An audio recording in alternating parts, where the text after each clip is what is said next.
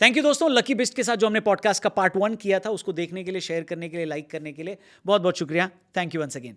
ये है पार्ट 2 इस एपिसोड का। बहुत लोग इसका इंतजार कर रहे थे, बहुत इंटरेस्टिंग एपिसोड है, पूरा जरूर देखना क्योंकि इसमें हमारे एजेंट्स के बारे में बात हुई है, स्पाई नेटवर्क के बारे में बात हुई है, अननोन गनमैन के बारे में बात हुई है, दाऊद इब्राहिम के बारे में बात हुई है। द रौनक पॉडकास्ट के इस एपिसोड में आपका स्वागत है। चलिए शुरू करते हैं। 2017 में क्या होता है, आईएसआई का एक लेफ्टिनेंट कर्नल नेपाल की धरती में उतरता है। ये आए थे पाकिस्तान के कैसीनो में, जहाँ से इनकी पूरी टेरर फंडिंग कहाँ आती है, इंडिया के अंदर आती है। ये गायब हो गए। किसी ने पाकिस्तान के आईएसआई को बोला कि आपने हमारा एक इनोसेंट आदमी पकड़ा है जिसको आपने जेल में रखा, कुलभूषण जाधव सर। इनको छूना भी नहीं है पाकिस्तान के अंदर। कहते हैं अगले दिन दाहिने हाथ के 4 उंगलियां गिफ्ट कर देते हैं पाकिस्तान को, बोले कि डीएनए मिला लो एक बारी। पूरा पाकिस्तान हिल गया सर। ऐसा बोलते हैं कि इस ऑपरेशन में रॉब इन्वॉल्व थी। एजेंट लीमा कौन है?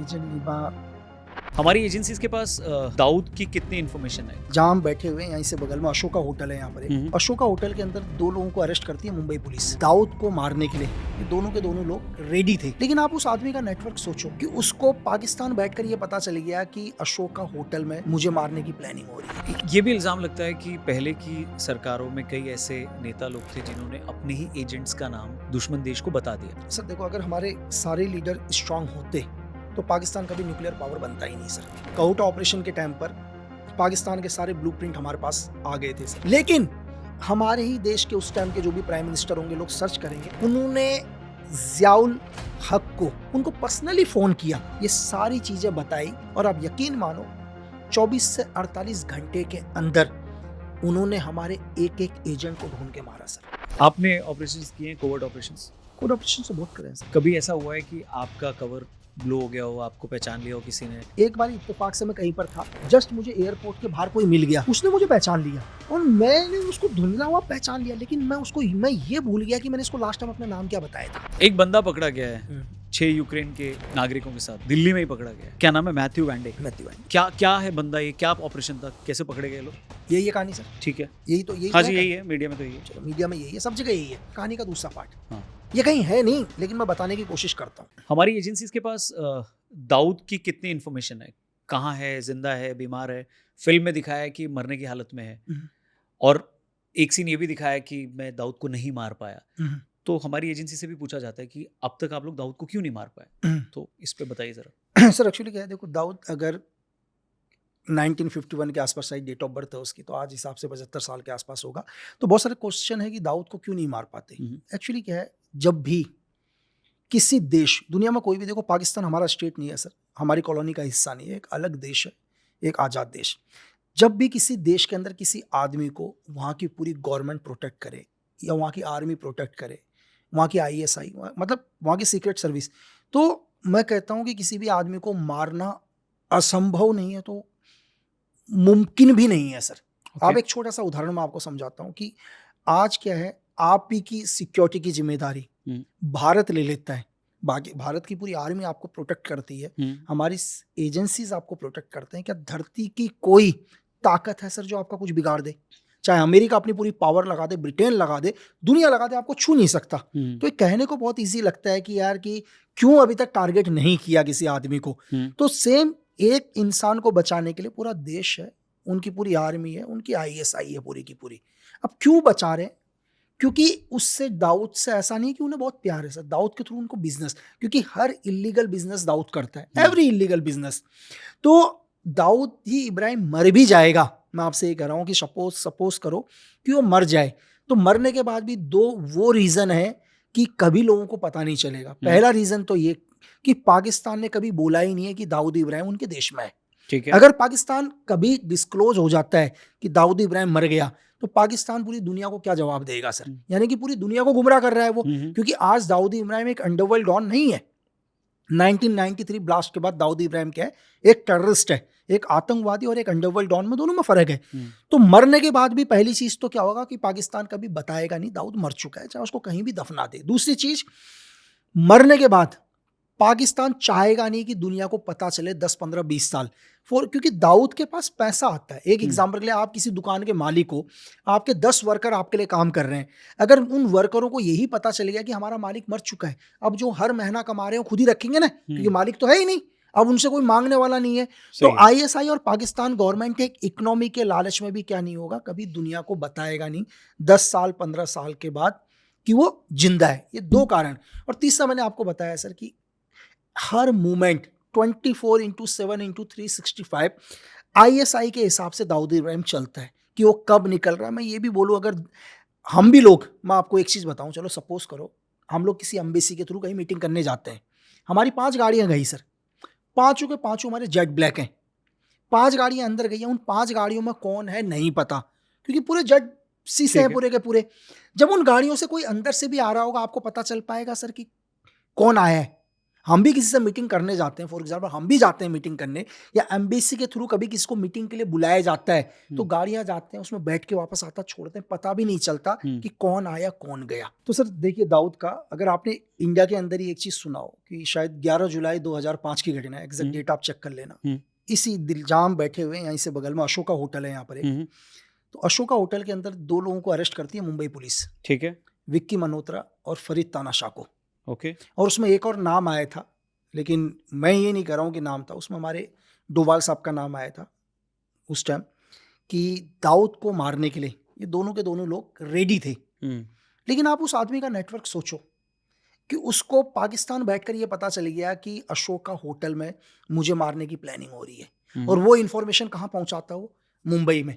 और वहाँ के कोई असलम, उस टाइम पुलिस, मुंबई पुलिस में कोई असलम थे, वो आते हैं और आने के बाद इन दोनों को अशोका होटल से अरेस्ट करते हैं, जबकि बताया भी जाता है कि ये काम हमारी इंटेलिजेंस का काम है और हमारे को ये काम किसके लिए कर रहे हैं। लेकिन फिर भी मुंबई पुलिस इस चीज़ को नहीं मानती, क्योंकि विक्की मल्होत्रा और फरीद तानाशाह दोनों वांटेड थे एज ए क्रिमिनल, जैसे आपने धुरंधर वगैरह देखी हो। तो शायद अगर उस टाइम की गवर्नमेंट, 2005 की बात है, क्योंकि एक्यूरेट लोकेशन पता था कि दाऊद का मूवमेंट कहाँ पर होने वाला है। अगर जो लोग जो पिक्चरों में देख रहे हैं, तो 2005 में भी था, लेकिन 2005 के टाइम में गवर्नमेंट ने एक्शन नहीं लिया, उसको वहीं रोक दिया सर। तो फिल्म में जो दिखाया कि उस टाइम पे इतना एक्शन नहीं लेते थे, अभी ले रहे हैं। 2005 की घटना है ना सर, मैं कहता हूँ अशोका होटल से आप आज भी रिकॉर्ड चेक कर लो गवर्नमेंट के कि विक्की मल्होत्रा और फरीद तानाशाह को अरेस्ट किया गया नहीं किया था। तो फिर लेकिन नेक्स्ट दिन डोभाल साहब से बात पूछी, तो डोभाल साहब तो फिर ये गवर्नमेंट का रूल ही है, डिनाई करते हैं कोई भी चीज़ को।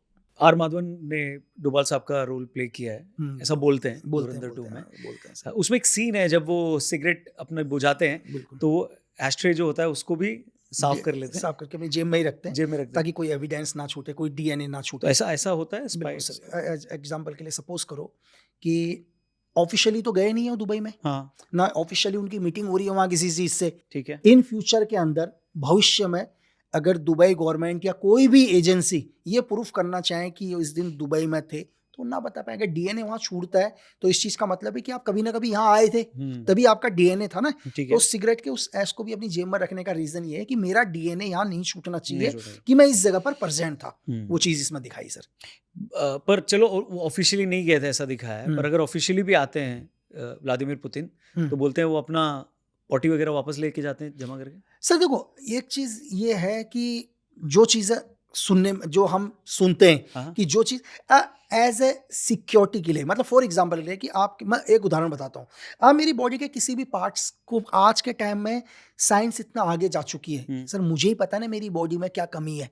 फॉर एग्जांपल के लिए कि अगर सपोज करो मेरा बीपी ज़्यादा है, कुछ भी XYZ, मेरे को ये डिजीज है, जब तक आपको मेरी बॉडी का नहीं पता होगा तो आपको मेरी कमजोरी नहीं पता ना। अगर बॉडी का कोई भी चीज ले जाने का मतलब क्या, आप उसकी कमजोरी पता करना चाह रहे हो, तो वो देश अपनी कमजोरी देना नहीं चाहता ना सर। मतलब दुनिया के अंदर सबसे डेंजर इंसान कौन है, जिसके बारे में आपको नॉलेज नहीं है, वो मेरे लिए सबसे खतरनाक। जिसके बारे में आपको जितना ज्यादा पता होगा, आप उसके लिए उतना इजी हो जाते हो सर। तो उसका मतलब है कि आज अगर सोशल मीडिया पे लोग अपनी चीजें बहुत ज्यादा बता रहे हैं, तो वो खतरनाक है। तो बचा ही नहीं सर। तो जीवन में कितना बताना है सर, वो आपके ऊपर निर्भर करना चाहिए कि आप कितना बता रहे हो। कई बार क्या होता है कि आपको लगता है, आज उदाहरण ले लो कि अमेरिका सब चीजें बता रहे हैं, लेकिन अमेरिका को पता है कितना बताना चाहिए सर, कितना बताना चाहिए, कितना जरूरी है, और इस बताने से दुनिया में कितना रिएक्शन होगा, ये देश उतना ही बताते हैं। और हमें ऐसा लगता है कि हमें बहुत कुछ पता चल गया सर। इसका एक उदाहरण, आपने एप्स्टीन फाइल आप देख ही चुके हैं कि भाई एप्स्टीन फाइल कि देखो लीक होगी। लीक नहीं हुई यार। आपको क्या लगता है कि बिना डोनाल्ड ट्रंप की मर्जी के एप्स्टीन फाइल कभी बाहर आएगी सर? करेक्ट, कभी नहीं आएगी। 2019 में आनी थी, 2019 में भी ट्रंप वहीं के प्रेसिडेंट थे। आज एप्स्टीन फाइल आती है और सबसे पहले क्या दिखाते हैं कि डोनाल्ड ट्रंप के उसमें जो लोगों ने देखा वो दिखा, अमेरिका को कोई फर्क थोड़ा ना पड़ता है, डोनाल्ड ट्रंप या वेस्ट बोलता हम तो ऐसे ही हैं, फर्क पड़ता है बाकी दुनिया में सरकारें गिर गई सर। समझे पूरी दुनिया को किस तरह से ब्लैकमेल किया गया एप्स्टीन फाइल के चक्कर में, क्योंकि लोगों ने क्या बोला कि भाई जब डोनाल्ड ट्रंप ही ऐसे हैं और उसमें जो भी चीजें आ रही हैं सब कुछ असली है, आप मुझे एक चीज बताओ, अगर उसमें सब कुछ असली है तो ब्रिटेन के प्रिंस एंड्रयू के अलावा दूसरा नाम किसी का क्यों नहीं आता सर? आपको क्या लगता है कि प्रिंस एंड्रयू यूक्रेन में जाके बच्चियों को उठाकर लेकर आते हैं, ठीक है, ये बात रॉयल फैमिली को नहीं पता होगी सर, ये बात MI6 को पता नहीं होगी।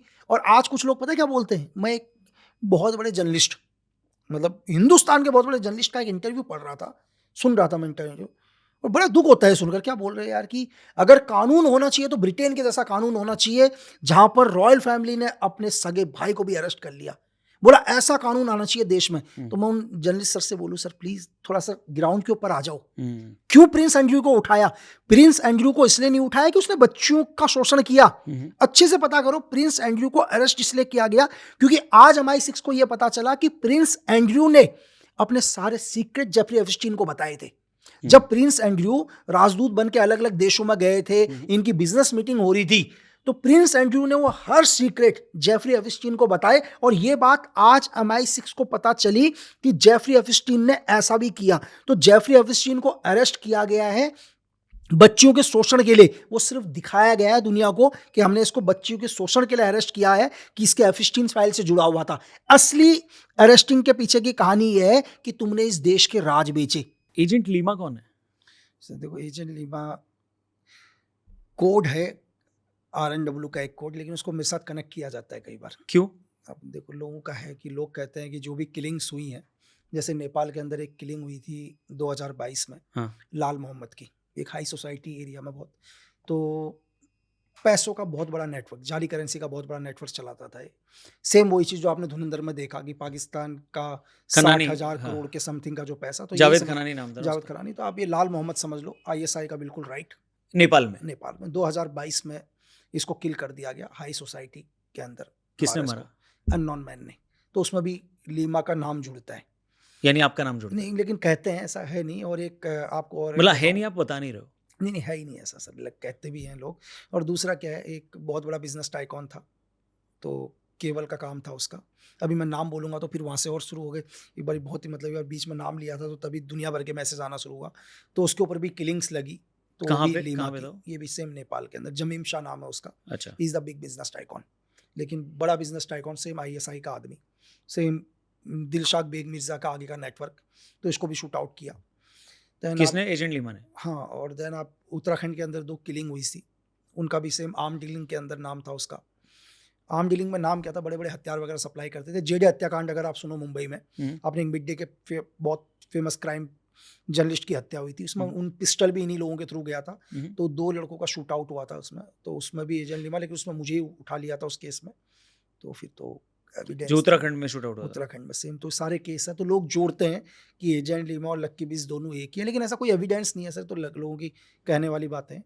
तो एविडेंस है नहीं या एविडेंस नहीं है सर ऐसा कोई भी, बट कनेक्शन है या एविडेंस नहीं सर? देखो आप दुनिया में कोई बिना एविडेंस के तो कुछ भी कर लो सर, ठीक है, दुनिया में हर चीज के लिए एक एविडेंस नहीं, आप रियलिटी बताइए ना। नहीं रियलिटी सर, अगर देखो अगर एजेंट लीमा मैं हूं तो दुनिया भर के केस मेरे ऊपर आ जाएंगे सर। अच्छा, क्यों? अगर मैं बोलता तो फिर तो आप एजेंट लीमा नहीं है सर, नहीं तो सारे केस मेरे ऊपर ही आ जाने। बस। तो उत्तराखंड वाला जो किलिंग का केस था आप पे, वो जा चुका है, अभी चल खत्म? अरे सर मैं भाईज्जत भरी आदमी हूँ सर इस टाइम, बिल्कुल। किसने मारा उनको? पता नहीं सर किसने मारा। आज सर सब सारे अननोन जितने भी लोग मर रहे हैं, कोई ना कोई तो मार ही रहा है इनको सर। लेकिन ऐसा है सर, पूरे सिनेरियो की एक ही अच्छी चीज है, जितने भी लोग मरे हैं किसी ने भी मारा वो बात अलग है, लेकिन आप उनमें से एक आदमी ये बता दो कि अच्छा आदमी कोई मरा है सर। जो भी लोग मरे हैं सारे क्रिमिनल्स, टेररिस्ट, हथियार सप्लाई करना, इनोसेंट लोगों को मारना, भारत के दुश्मन, भारत के दुश्मन, तो एक भी शरीफ इंसान नहीं है। तो जो भी मार ही रहा है सर वो अच्छा ही इंसान होगा। देखो, क्योंकि अगर कोई गलत आदमी को मार रहा है तो मान ले अच्छा ही है, वो कहावत है ना दुनिया के अंदर। कुछ ज्ञानी लोग होते हैं ना, वो ये कहते हैं कि जब आपने जान दिया नहीं है तो आपको जान लेने का हक ना। नहीं। ये पिक्चरों में बहुत अच्छी लगती है बोलने की बात, और ये बात पता है कब तक अच्छी लगती है? जब तक कोई अपना ना मरा हो। अगर उन्हीं में से किसी का कोई अपना खो दिया ना सर, तो ये सारी फिलॉसफी छोड़ देता है वो, फिर वो आ जाता है ग्राउंड के ऊपर। जिस आदमी का खोया उससे पूछो यार सर। आप सोचो कि कुछ एक लोग पिकनिक मनाने गए हों, उनके किसी के पति को गोली मार दी, किसी के बच्चे को मार दी, उनसे जाके पूछो ना यार सर। आप उनसे क्यों नहीं पूछ रहे? आज 18-18 साल के बच्चे बॉर्डर्स में शहीद हो रहे हैं, ठीक है, उनके ज़्यादा घर वालों से जाकर पूछो सर, वो आपको हकीकत बताएंगे सर। किन्हीं का बच्चा 20-20 साल पाकिस्तान की जेल में रहा है, लास्ट में डेड बॉडी तक नहीं आती, उन लोगों से जाकर पूछो, है ना। तो कहना बहुत आसान है ना सर कि जान लेने का, उनसे बोलो कि जो ये लोग कहते हैं कि जान लेने का अधिकार नहीं है, भाई ये जाके ये भाषण जाके मौलाना मसूद अजहर को सुनाओ ना जाकर, ये आशिम मुनीर को जाकर सुनाओ, क्यों? बट फिर भी धुरंधर को लेकर के बहुत सारे यूट्यूबर्स ने वीडियो बनाई है कि एक प्रोपेगेंडा मूवी है, इसमें सिर्फ और सिर्फ भारत की सरकार की तारीफ हुई है, एक नेता की तारीफ हुई है। अच्छा, तो नहीं सर, उनको ये बोलो कि तुम जाके ये काम कर दो, हम तुम्हारी तारीफ ओपनली करेंगे सर। जो यूट्यूबर ऐसा बोल रहे हैं कि वो एक काम जाके उस पार जाके एक काम कर दें, तो गारंटी है सर 3 दिन तक मैं भी लगातार तारीफ ही करता रहूंगा और 3 दिन तक उसकी डीपी भी लगा दूंगा कि इस आदमी ने एक अच्छा काम किया है।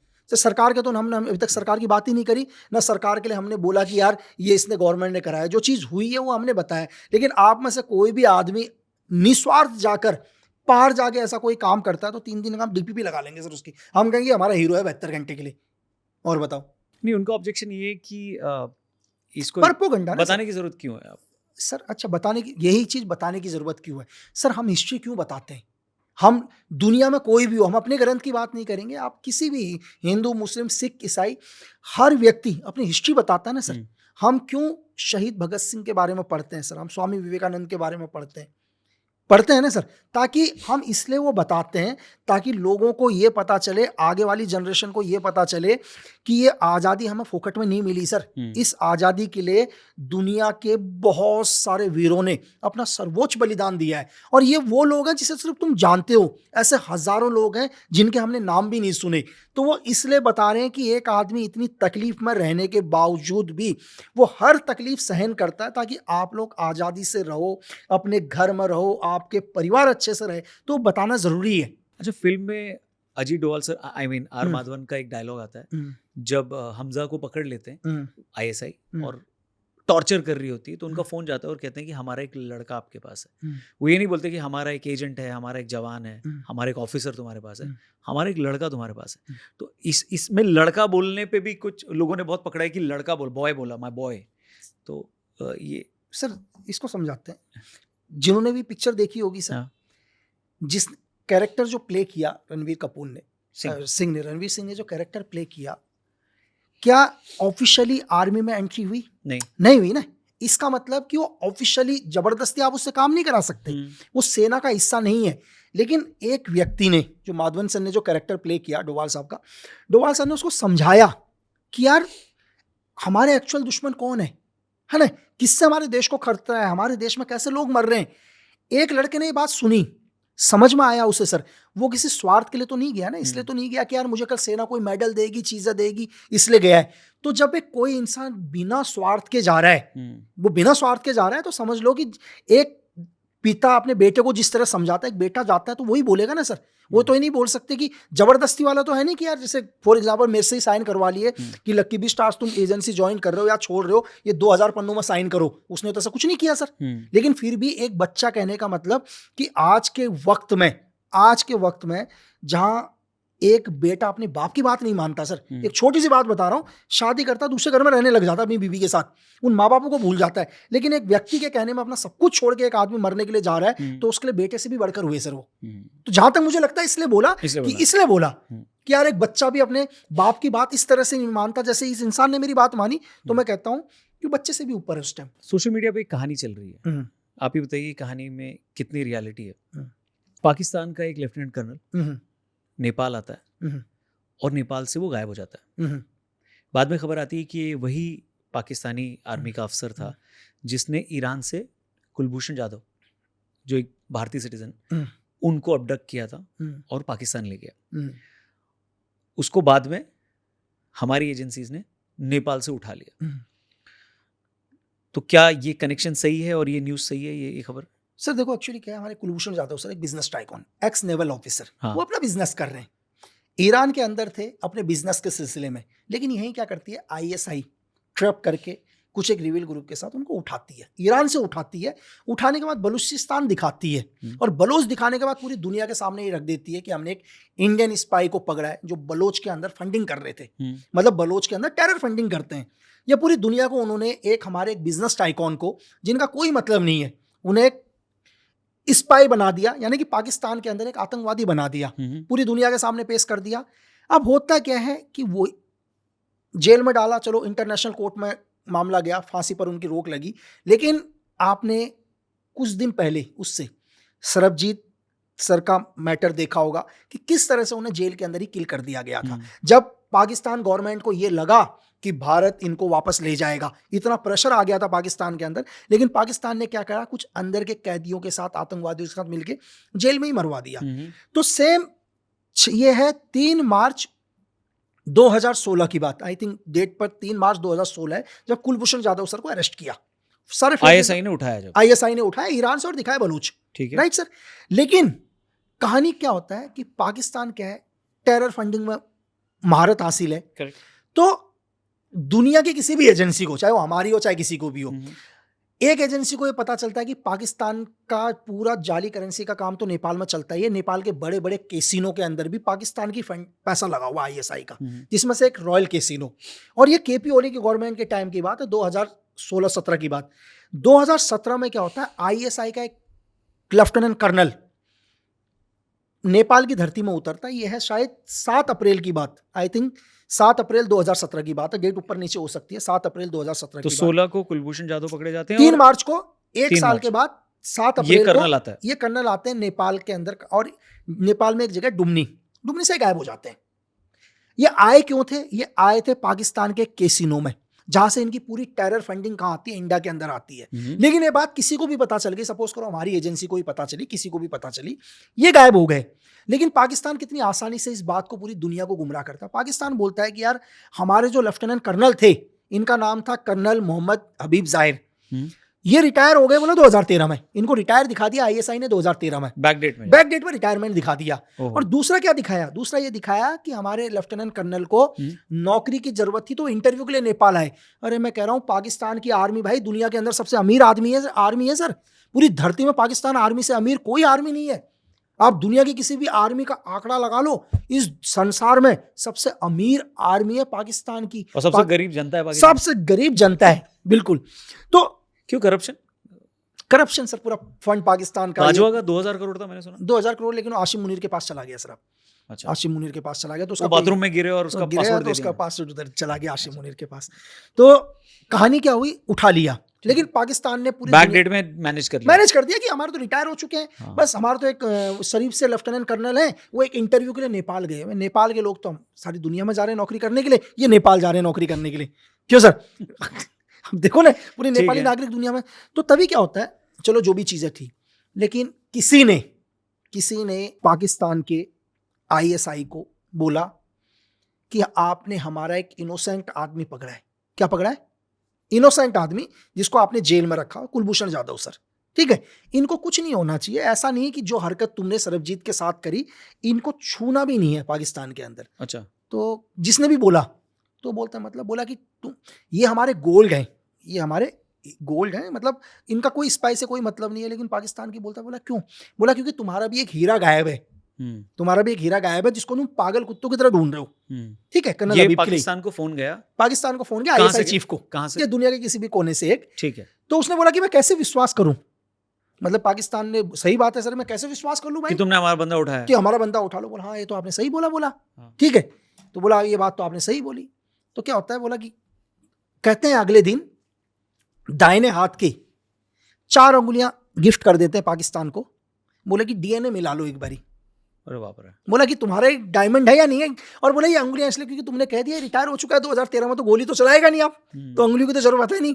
तो उस दिन से आज तक ये लेफ्टिनेंट कर्नल मोहम्मद जावेद हबीब दुनिया के कहाँ है नहीं पता, ठीक है। लेकिन पाकिस्तान को एक मैसेज दे चुके हैं उस दिन कि अगर हमारे कुलभूषण जाधव सर को जेल के अंदर कुछ भी हुआ तो इस बार 4 अंगुलियां आई हैं, बाद में पूरी बॉडी आएगी। और ये बात है 2017 की बात है सर। तो तब से आज तक कुछ नहीं पता कर्नल हबीब का कि वो दुनिया के कौन से कोने में, धरती के कहां पर है। लेकिन ये बात पाकिस्तान को भी पता है और ये बात जिसने लिया है उसको भी पता है सर। बस एक मैसेज दे दिया, मतलब पाकिस्तान को एक मैसेज दे दिया कि जो गलती तूने सरबजीत वाले में करी है वो गलती दोबारा नहीं होनी चाहिए। तो कोई ऐसी अपडेट है कि कुलभूषण जी पे उसके बाद कोई टॉर्चर नहीं उसके हुआ? बाद कोई टॉर्चर नहीं है सर, 2017 के बाद कोई टॉर्चर नहीं है। और उनकी उसके अपडेट्स बाद भारत को मिलती रहती है हाँ, अगर मतलब भारत चाहे तो? जो भी इंटरनल इन्फॉर्मेशन है, जब एक हबीब कर्नल गायब हो सकता है तो ये इन्फॉर्मेशन भी मिलती है सर। तो उनकी फैमिली भी बीच में शायद मिलने गई थी उनसे मिलने ऐसे गई कुछ? थी, बिल्कुल बिल्कुल बिल्कुल, शायद नासिक महाराष्ट्र की हो। हाँ, तो लास्ट अपडेट क्या है, कुछ आइडिया, और कब छूटेंगे या उस सर पे? अभी देखो गवर्नमेंट लगी है, क्योंकि आपको मैं ये बोला कि पाकिस्तान और हिंदुस्तान दो सबसे बड़े दुश्मन देश हैं सर। आज के टाइम में सबसे बड़े दुश्मन देश हैं। और जैसे मैंने आपको स्टार्टिंग में भी बता दिया था कि देखो वो हमारी कॉलोनी का हिस्सा नहीं है, और पाकिस्तान पर पूरा का पूरा पॉलिटिकल प्रेशर से ज़्यादा वहाँ की आर्मी उसको कंट्रोल करती है। अगर पाकिस्तान भी एक लोकतंत्र देश होता, वो सिर्फ कागज़ों में है, अगर एक्चुअल में लोकतंत्र देश होता तो शायद बहुत पहले ही कुलभूषण जाधव सर हमारे देश आ चुके होते। लेकिन पाकिस्तान को मैंने आपको जैसे बोला कि आर्मी कंट्रोल करती है पूरी की पूरी, और आर्मी और आतंकवादियों दोनों मिलकर काम करती है। तो वहाँ की आर्मी को भी आप आतंकवादी ही देख सकते हो। तो एक आतंकवादी के ठिकाने से किसी चीज़ को निकालना बहुत मुश्किल होता है। लेकिन इसका ये मतलब नहीं कि हमारा देश अपने किसी भी व्यक्ति को या जिसने इस देश के लिए थोड़ा सा भी काम किया हो, ना भी किया हो, अपने नागरिक को कभी नहीं भूलता। उसका सबसे बड़ा उदाहरण है कर्नल साहब की 4 उंगलियां सर। ऐसा बोलते हैं कि इस ऑपरेशन में रॉ भी इन्वॉल्व थी। सर कहते हैं कि RNW इस ऑपरेशन में इन्वॉल्व है, क्योंकि हमारे एक बिजनेस टाइकॉन को उन्होंने स्पाई बनाया। तो एक कहावत है सर, देखो अपने लोगों को बचाने के लिए दुनिया में कुछ धर्म भी कहता है, अगर तुम्हें अपने लोगों की हिफाजत करनी हो तो तुम उसके लिए हर स्टेप तुम्हें करना पड़ेगा। ये तो धर्म भी कहता है ना सर, धर्मो रक्षित रक्षित, हमेशा यही बोलते हैं सर। एक मैंने कहीं टैगलाइन पढ़ी थी रॉ के RNAW के नीचे लिखा था, नेवर स्पीक नेवर फॉरगेट, बिल्कुल कि हम सर। बोलते नहीं है लेकिन हम भूलते भी नहीं। बिल्कुल बिल्कुल भूलते भी नहीं है लाइफ में, हम कभी नहीं। सर आपको मैं एक चीज बताऊं कि मैंने आपसे स्टार्टिंग में भी बोल दिया कि हमने ये बोला है कि अगर तुमने हमारे को सुई भर का भी नुकसान पहुंचाया हो तो हम अपने अंतिम क्षण तक तुम्हें नहीं भूलेंगे। तुम धरती के किसी भी कोने में रहोगे, तुम अपने कुदरती मौत नहीं मरोगे। मतलब हम लोग कहते नहीं है तो इसका मतलब कि हम भूल गए, भूले नहीं है ना सर।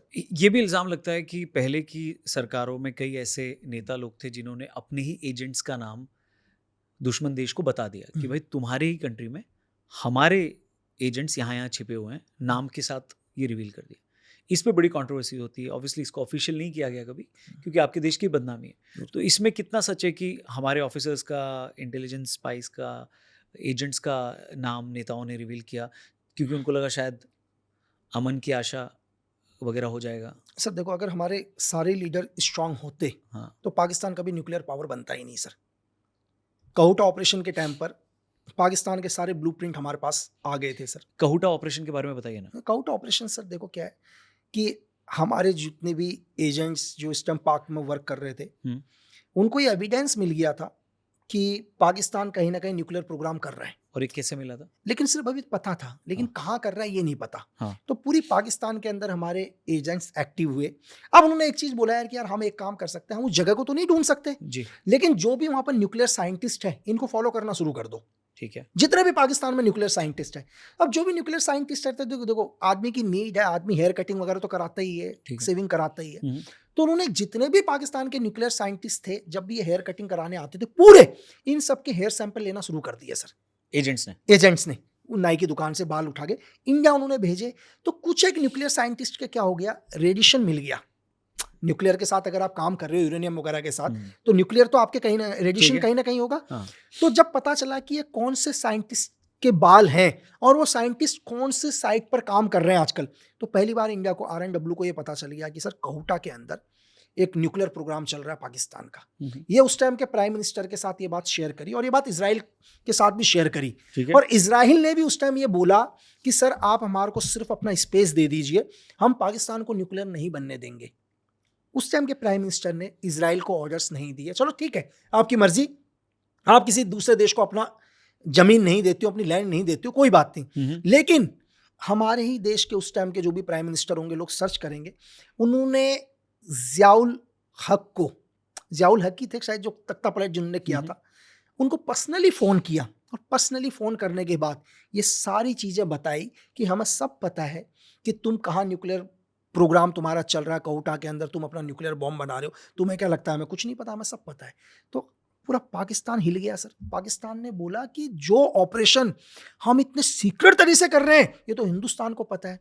और आप यकीन मानो 24 से 48 घंटे के अंदर उन्होंने हमारे एक एक एजेंट को ढूंढ के मारा सर। और वो कैसे पता चला उनको एजेंट्स कहाँ हैं, कौन है? सर उसके बाद तो पूरा एक्टिव, एवरीथिंग तो एक्टिव ना सर, कि कैसे आया। ये तो फिर 24 घंटे लगेंगे चीजें निकालने में, ये तो 24, इतने में तो 24 घंटे में पुलिस निकाल लेगी सर, तो फिर तो आईएसआई है सर। तो बहुत बड़ा, आज तक भी उसकी भरमाई कभी नहीं हुई सर, ये समझ लो।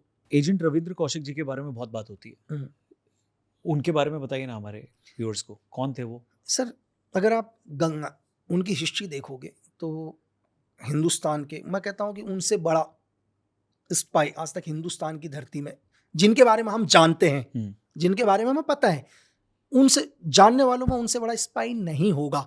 लेकिन मैं आपसे हमेशा कहता हूं कि हमें ऐसे कुछ नाम होते हैं जिन्होंने ऐसे सर्वोच्च बलिदान, सर्वोच्च काम किया है, जिनके बारे में ना तो हमें आज पता है, ना हमें कल पता था, ना हमें भविष्य में कभी पता चलेगा सर।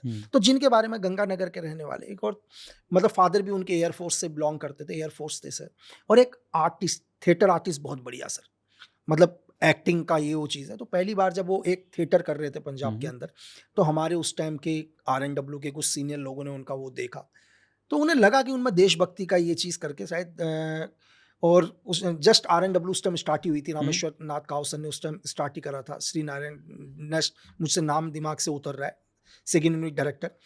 तो देन इन्हें रिक्रूट किया गया RNW के अंदर, इन्हें पाक भेजा गया सर, पूरी ट्रेनिंग देने के बाद 2 साल पाक में इन्होंने लॉ की पढ़ाई करी, वहाँ कमीशन लिया सर, वहाँ कमीशन लेने के बाद वहाँ की मेजर रैंक तक पहुँचे। मेजर रैंक तक पहुँचने के बाद हिंदू, मतलब ये समझ लो कि उस टाइम की तत्कालीन प्रधानमंत्री ने इनको ब्लैक टाइगर का भी, इंदिरा गांधी जी ने नाम तक दिया सर।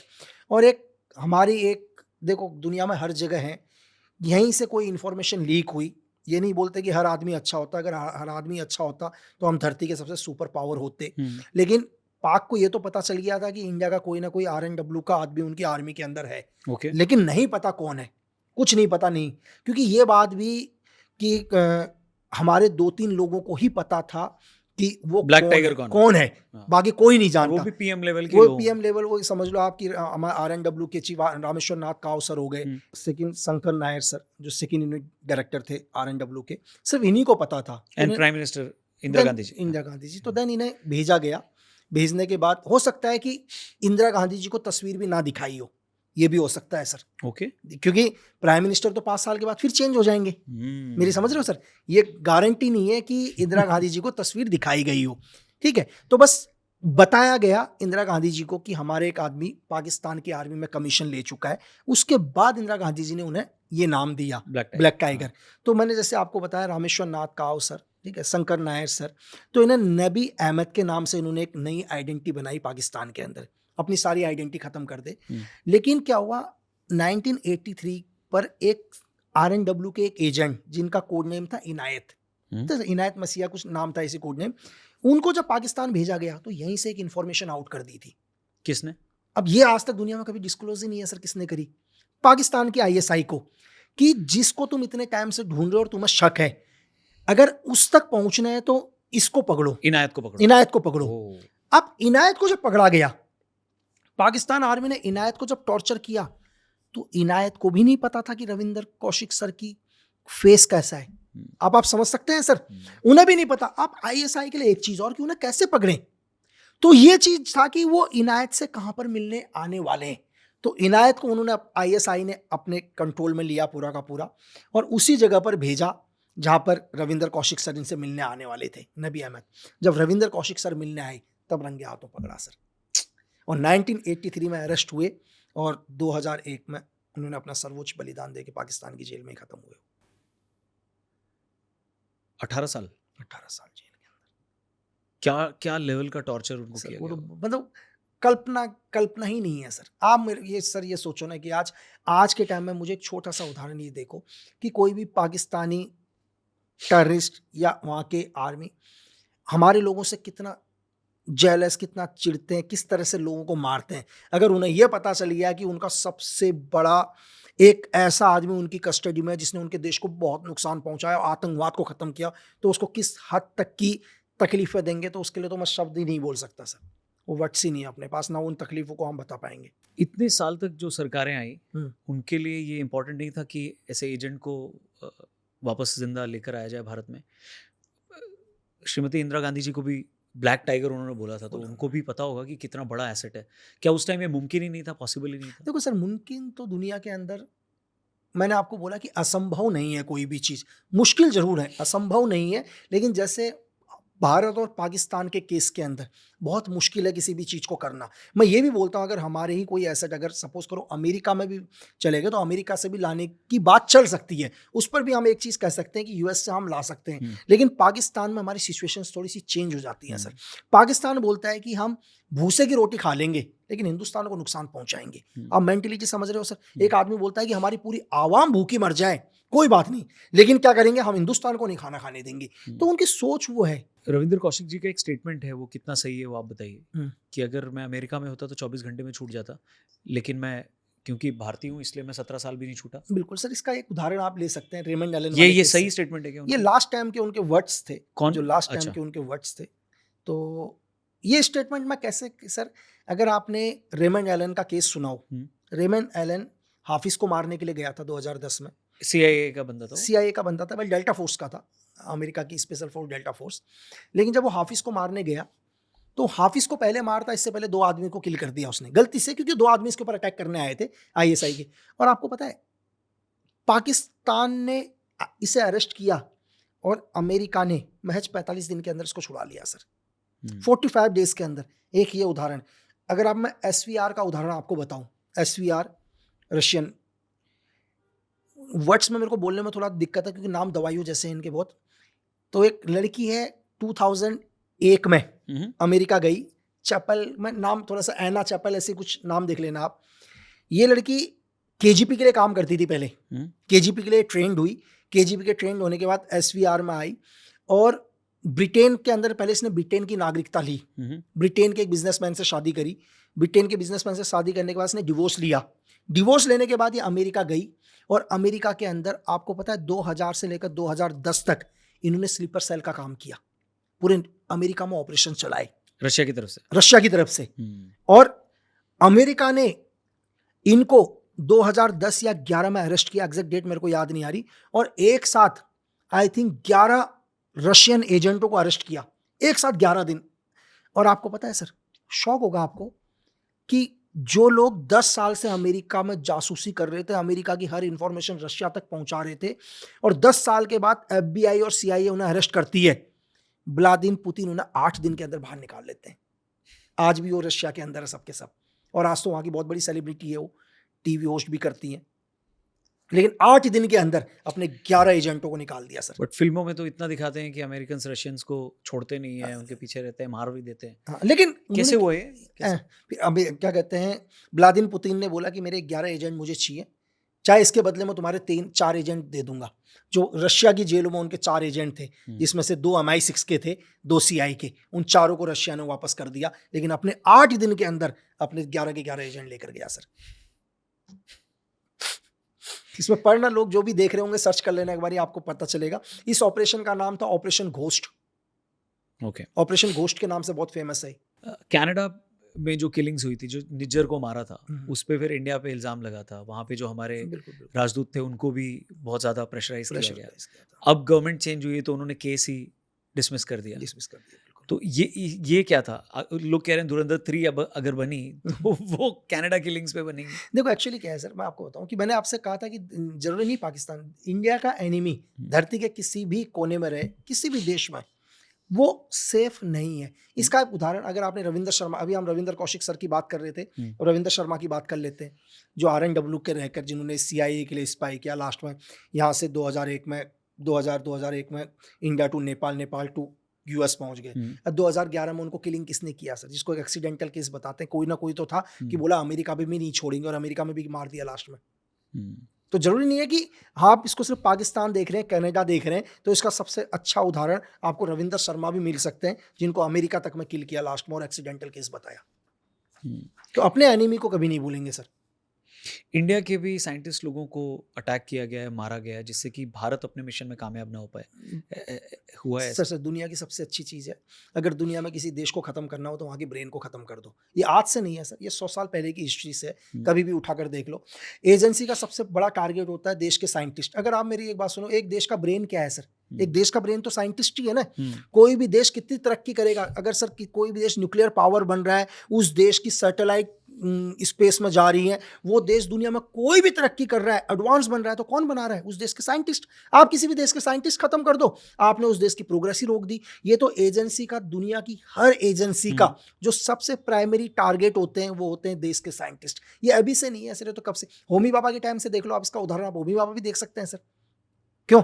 विक्रम साराभाई को। बिल्कुल, एक एक करके आप किसी को भी, मैंने आपकी थोड़ी देर पहले आपको ईरान का फकीरजादे का तो आपको क्लियर ही बताया। तो ये तो दुनिया का अंदर हर साइंटिस्ट को दुनिया की हर एजेंसी टारगेट करती है सर।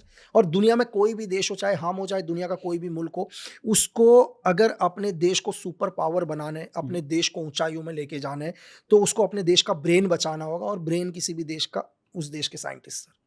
एक आरटीआई के थ्रू पता चला है कि 11 न्यूक्लियर साइंटिस्ट भारत के अननेचुरल सर्कमस्टांसेस में मारे गए, जिसमें हैंगिंग है, बिल्कुल बिल्कुल बिल्कुल डूबे हैं, बिल्कुल। मतलब ड्राउनिंग है हम्म। या ब्लास्ट है। तो आपको लगता है ये सारी किलिंग्स होती हैं सर, ऐसा सारी कुछ है, killings सारी किलिंग्स। कोई डूबने से मर गया, कोई एक्सीडेंटल केस मर गया, किसी की, आप ये भी छोड़ दो, किसी को नेचुरल डेथ भी होगी ना सर। आजकल एजेंसी के पास ऐसे ऐसे पॉइजन हैं जो दुनिया के किसी भी पीएम रिपोर्ट पर नहीं आएंगे। आप ये सोचो सर कि यासिर इराफत को कब मारा था मोसाद ने, कब मार दिया था फिलिस्तीन के लीडर को? आज जाके पता चला कि मोसाद ने जो चॉकलेट उन्हें पसंद थी, उस चॉकलेट के अंदर जिस केमिकल का नाम पोलोनियम 210 का यूज किया था। अब सोचो आप, आज पता चल रहा है जब यासिर इराफत की डेड बॉडी को दोबारा निकाला गया उनकी वाइफ की परमिशन से। अब आप समझ रहे हैं, मतलब एजेंसी ने क्या किया, यासिर इराफत को जो चॉकलेट पसंद थी, उस पूरी चॉकलेट की कंपनी को खरीदा पहले। बाप रे। उस पूरी चॉकलेट की कंपनी को खरीदा, उस स्पेसिफिक चॉकलेट में वो पॉइजन मिलाया गया। तो हमारे को नेचुरल लगेगा, लेकिन वो नेचुरल होगा नहीं सर। 100 में से 99 नहीं होगा, 1% हो गया तो बात अलग है। धुरंधर में भी दिखाया गया है कि जो जमील जमाली है, राकेश बिल्कुल बेदी है, वो दाऊद से हाथ मिलाते हैं, उसके बाद दाऊद धीरे धीरे बीमार। मतलब मैं कह तो रहा हूँ सर, आपने तो बीच में खबरें भी आई थी कि दाऊद को जहर दे दिया गया है, वो बीमार है सर। ये उसी से कनेक्ट किया गया है या कैसे? हाँ डेफिनेट, आप 2016 में अभी आप गूगल करना, आपको पता चलेगा दाऊद इब्राहिम मर गया था। 17 में आपको पता चलेगा दाऊद इब्राहिम के मरने की खबर आई थी। 18 में आपको पता चलेगा, उसके बाद आपको 20 में पता चलेगा, 20 के बाद 23 में, 5 बारी 2017 से लेकर 2023 तक दाऊद के मरने की खबर आई है। लास्ट में दाऊद तो एक मिलिट्री हॉस्पिटल में एडमिट भी था जब 2023 में उसके मरने की खबर आई थी। मतलब ये फैक्ट है कि ये फैक्ट है, बस मिलिट्री हॉस्पिटल में एडमिट था, और वो था कि मरा नहीं है लेकिन बीमार है धीरे धीरे। लेकिन कहीं ना कहीं कुछ तो हुआ है उसकी बॉडी के अंदर। नहीं तो सर आज भी आप देखो कि मैंने आपको बोला कि शायद एग्जैक्ट तो नहीं बताऊंगा, शायद 1951 डेट ऑफ बर्थ है दाऊद इब्राहिम की। उस हिसाब से आज 2026 चल रहा है, तो आई थिंक कितना हो गया होगा, लगभग 75। आज हमारे डोभाल साहब को देखो आप, 81 ईयर के हैं सर, लेकिन डोभाल साहब को देख लो आज भी सर पूरी दुनिया का विजिट कर रहे हैं, और दाऊद इब्राहिम अपने पैरों में चल भी नहीं पा रहा है। तो कहीं ना कहीं तो कुछ है, यहीं से आप अंदाजा लगा सकते हैं। इंडियन एजेंसीज अगर चाहें तो कोई भी ऑपरेशन कर सकती है, किसी को भी मार सकती है। ये इतना पॉसिबल होता है कि नहीं सर, नहीं होता है सर। दूसरे देश के अंदर ऑपरेशन करना बहुत मुश्किल है, हमें लग रहा है। सर दूसरे देश के अंदर, आप किसी देश के अंदर जा रहे हो, आपको वहाँ क्या सपोर्ट मिलेगा, मेरे को बताओ सर। तो उसमें ही मेरा एक इमीडिएट क्वेश्चन है कि आपको अगर किसी दूसरी कंट्री में ऑपरेशन करना है या किसी किसी टारगेट को अचीव करना है, तो आपको ज़्यादा हेल्प किससे मिलती है? SVR यानी रशिया से मिलती है या मोसाद इजराइल से? सर नहीं, डिपेंड करता है कि आप किसके अगेंस्ट ऑपरेशन कर रहे हो। फॉर एग्जाम्पल के लिए मैं एक उदाहरण बताता हूँ। अगर आज मैं ईरान के खिलाफ ऑपरेशन करूंगा, उदाहरण के लिए बता रहा हूँ, कर नहीं रहे वैसे बता रहा हूँ हाँ, तो हमारे को रशिया से बिल्कुल SVR से हेल्प नहीं मिलेगी सर, 1% भी हेल्प नहीं मिलेगी। क्यों नहीं मिलेगी? क्योंकि ईरान और रशिया दोनों साथ में आज पूरा, मेरी बात समझ लो, अगर मैं वही ऑपरेशन अमेरिका के खिलाफ करूं एग्जाम्पल के लिए, तो मुझे SVR से मदद मिलेगी। आप किसके खिलाफ ऑपरेशन कर रहे हो डिपेंड इसके ऊपर करता है। कभी कभी क्या होता है कि दुश्मन भी आपकी हेल्प करता है दुश्मन को खत्म करने के लिए। तो ये फिक्स नहीं है कि आपका दोस्त कौन है। एजेंसी में कभी ना कोई आपका कभी दोस्त है, ना कोई आपका परमानेंट दोस्त है, ना परमानेंट दुश्मन है सर कभी आपका। कहते हैं कि इंडिया ने ऐसा नेटवर्क कैसे बनाया कि लगातार 2014-16 स्पेशली 20-21-22 के बाद से वो किलिंग्स बढ़ गई हैं, वो जो इंडिया के दुश्मन थे वो मर गए हैं, क्या ये कॉन्ट्रैक्ट किलर्स होते हैं उसी देश के, या भारत के लोग होते हैं हमजा अली मज़ारी जैसे, जस्सी जैसे, और वो ये पूरा प्लान करते हैं? क्योंकि बाइक पे आ रहे हैं, जो पैटर्न देखा गया कि बाइक पे आते हैं 2 अननोन लोग, हेलमेट पहने रहते हैं, मारते हैं और चले जाते हैं। स्पेशली ज़हूर मिस्त्री वाला जो वीडियो वायरल हो उसके बाद से डिपेंड करता है टारगेट के ऊपर। फॉर एग्जांपल मैं आपको बताऊं, अभी सपोज करो कि जस्ट अभी हाँ इसका क्या कहते हैं अपने जो वहाँ का डेथ स्क्वाड का जो लीडर है, मेरे दिमाग से नाम उतर रहा है, हाथ धो के पड़ा हुआ है उसके पास Baloch liberation army, death squad का। आईएसआई ने इसको डेथ स्क्वाड का कमांडर बना रखा है। मेरे को दिमाग से भी नहीं, क्योंकि दिमाग में इसलिए नहीं आ रहा, साला 1000 तो नाम है सर, किस किस को याद रखेंगे। तो आईएसआई का इस टाइम डेथ कमांडर का चीफ है इस टाइम, इसने कई बलूचों को मारा है सर। ये दुश्मन हमारा भी है, इंडिया के अंदर भी है, क्या करता है टेरर अटैक करता है। अब इस पर क्या है, अगर सपोज करो एक एग्जाम्पल के लिए कि मुझे इन्फॉर्मेशन मिलती है, उसकी एग्जैक्ट लोकेशन अभी मुझे मिलती है, तो मेरे साथ बलोच लिबरेशन आर्मी भी ऑपरेशन कर लेगी मेरी बात, क्योंकि ऑलरेडी बलोच लिबरेशन आर्मी को भी उसने बहुत मारा है, बहुत ही नुकसान पहुंचा है। तो डिपेंड करता है टारगेट कौन है, उसके लिए हमारे को यहाँ पर हमजा अली की जरूरत नहीं पड़ेगी। हम मेरे साथ बलोच लिबरेशन आर्मी के 2 लड़के भी ये काम कर देंगे। मेरी बात समझो, टारगेट क्या है। अगर सपोज करो कि सिर्फ हमारा ही एनिमी है, सिर्फ एनिमी हमारा है और बाकी उसने किसी का नुकसान नहीं पहुंचाया, सिर्फ हिंदुस्तान में आतंक फैला रखा है, तो उसको हमें खुद ही गिराना पड़ेगा सर। क्योंकि हो सकता है कि वहां का कोई भी टारगेट लास्ट में पलट जाए, क्योंकि टारगेट हमेशा पैसों के लिए ही नहीं होता सर, कई बार भावनाएं भी होती हैं, इमोशन भी जुड़े होते हैं, बदला भी होता है। देखो, एक आदमी 3 तरह से इंफॉर्मेशन देता है किसी को भी, किसी भी स्पाई को। एक आदमी इंफॉर्मेशन पैसों के लालच में देता है। जो आदमी पैसों के लालच में देता है, मैं उसके ऊपर 100% भरोसा नहीं कर सकता। हो सकता है वो डबल पैसे उसको कहीं और से मिले, तो मेरी इन्फॉर्मेशन किसी और को दे दे, डबल एजेंट का काम कर दे। एक आदमी क्या करता है, एक आदमी इन्फॉर्मेशन देता है बदले के लिए, वो खुद कुछ नहीं कर पाता, लेकिन वो क्या करता है, हमारा सहारा लेके अपने दुश्मन को खत्म करता है। तो इस पर हम थोड़ा सा ज्यादा ट्रस्ट करते हैं इस पर, क्योंकि ये हमारा फायदा नहीं देख रहा है, लेकिन क्या देख रहा है, ये देख रहा है अपना फायदा, बदला पूरा हो रहा है। और एक तीसरे तरह का एक इंफॉर्मेशन हमारे को ये मिलते हैं, जो इंसानियत चाहता है, उसको लगता है कि यार ये हमेशा पर्दे के पीछे रहते हैं लोग, ये कभी सामने नहीं आते, इनको लगता है कि यार इस आदमी का मरना जरूरी है, तो ये हमेशा गुमनामी के अंदर एक इंफॉर्मेशन दे देते हैं सिर्फ मानवता की भलाई के लिए। आपने ऑपरेशंस किए हैं, कोवर्ट ऑपरेशंस? कोवर्ट ऑपरेशंस तो बहुत करे हैं सर। तो कभी ऐसा हुआ है कि आपका कवर ब्लो हो गया हो, आपको पहचान लिया हो किसी ने, और आपको पीछे से बोला हो तुझे घर की याद नहीं आई लक्की? नहीं सर, जब भी देखो, अगर कवर तो पहचानना तो बहुत दूर की बात है, कि हल्का सा भी शक हो गया तो हम वो जगह ही छोड़ देते हैं सर। कई बार क्या होता है, एक बार इत्तेफाक से मैं कहीं पर था, जस्ट मुझे एयरपोर्ट के बाहर कोई मिल गया, उसने मुझे पहचान लिया कहीं पे किसी लोकेशन पर, और मैंने उसको धुंधला हुआ पहचान लिया, लेकिन मैं ये भूल गया कि मैंने इसको लास्ट टाइम अपना नाम क्या बताया था। इस टाइम मेरे लिए बहुत मुश्किल हो गई कि आपसे मैं मिला हूं। किसी ऑपरेशन में थे आप, उसकी बात बता रहे हैं? हाँ, मतलब किसी दूसरी जगह पर था, किसी ऑप्स ही समझ लो आप, है ना, डायरेक्ट ऑपरेशन नहीं था, इनडायरेक्ट तरीके से ऑपरेशन पर था, लेकिन किसी ने मुझे कोई मिल लिया, तो वो मुझे अब, लेकिन मुझे ये समझ में नहीं आ रहा कि जब मैं लास्ट में इससे कभी मिला, 2 साल पहले, तो मैंने इंट्रोडक्शन क्या दिया, मैंने अपना इंट्रोडक्शन दिया क्या? इस सिचुएशन में मेरे लिए बहुत बड़ी मुश्किल हो गई थी, ठीक है। तो कैसे न कैसे उस सिचुएशन को हमने हैंडल कर लिया। तो ऐसे टाइम में कई बार बहुत मुश्किल होता है, क्योंकि हम खुद ही भूल जाते हैं यार, हमने अपना क्या नाम बताया, लास्ट में क्या आइडेंटिटी बताई, हम कहाँ से आ रखे हैं। तो इस चीज़ को याद करना भी बहुत मुश्किल हो जाता है सर, क्योंकि एक कैरेक्टर से दूसरे कैरेक्टर में निकलना बहुत ही मुश्किल है। राजी फिल्म में एक डायलॉग था कि अगर कभी तुम्हें ये लगे, वो एजेंट को का ट्रेनर जो होता है, उनका जो हैंडलर बोले, क्या बोलने, जो बॉस होता है, हैंडलर बोल सकते हैं, हैंडलर बोल सकते हैं। वो आई थिंक जयदीप अहलावत ने रोल किया था, तो वो डायलॉग बोलते हैं आलिया भट्ट को कि अगर कभी तुम्हें ये लगे कि तुम्हारा राज खुल गया है, तो समझो खुल गया है। बोला अगर तुमको लग रहा है कि तुम्हारे बारे में लोगों को पता चल गया, तो समझो कि पता चल गया है। मैं आपको एग्जांपल बताता हूँ, ये बहुत दूर की बात। जैसे मैं जा रहा हूँ ना सर, अभी मैं रैंडमली यहाँ से भी जा रहा हूँ, अपने देश में हूँ रैंडमली, लेकिन एनिमी तो बहुत ही है ना सर, एनिमी तो दुनिया में एनिमी भरे पड़े। अगर मैं यहाँ से निकल रहा हूँ, किसी आदमी ने सपोज करो कुछ भी, टी शर्ट तो मेरी वैसे अलग नहीं, नॉर्मली है, अच्छी टी शर्ट पहनी होती मैंने, और वो ऐसा करके मेरे को देख लेता, वो मेरी टी शर्ट को देख रहा है, लेकिन वो जब तक जाएगा नहीं मेरे को कि होगा इसने मुझे देखा क्यों है। मेरी बात समझ रहे हो? बस सो नहीं पाऊंगा रात भर। उसने मेरी टी शर्ट देखी है, लेकिन मुझे नहीं पता उसने मेरी टी शर्ट देखी है, उसने मुझे पलट के यूं करके देख लिया, तो यार ये कौन है, इसने मुझे क्यों देखा है, क्या चाहता है? क्योंकि हम सही मतलब एग्जाम्पल के लिए हाँ। सर हम लोग मिठाई की दुकान में तो है नहीं ना, कपड़े की दुकान में ना कपड़ा बेच रहे हैं ना मिठाई बेच रहे हैं, दुनिया में इन्फॉर्मेशन का बिजनेस करते हैं, इन्फॉर्मेशन बेचते हैं, ठीक है, एनिमी का टारगेट बताते हैं। जब काम वैसा है तो आपके एनिमी भी वैसे ही होंगे।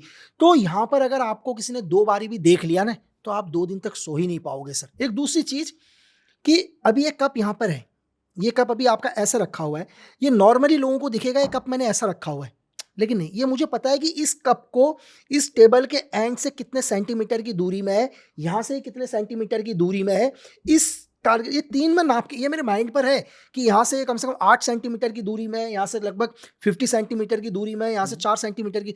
आपको एक कप नॉर्मल लग रहा है, लेकिन इसको गुड हाउसकीपिंग बोलते हैं हम लोग। हमें पता है कि हमारी चीज़ें कहाँ पर रखी है। अगर किसी आदमी ने गलती से भी इसको टच कर दिया, अब वो एग्जैक्ट यहाँ नहीं रख पाएगा सर। इसका मतलब कि मेरी लोकेशन तक आप आ चुके हो, आप मेरे को सर्वेलेंस में रख चुके हो, तो मेरे घर पर या मेरी किसी भी जगह पर जो चीज़ जैसी होगी, अगर आपने उस चीज को छेड़ दिया तो आप वैसे नहीं रख पाओगे।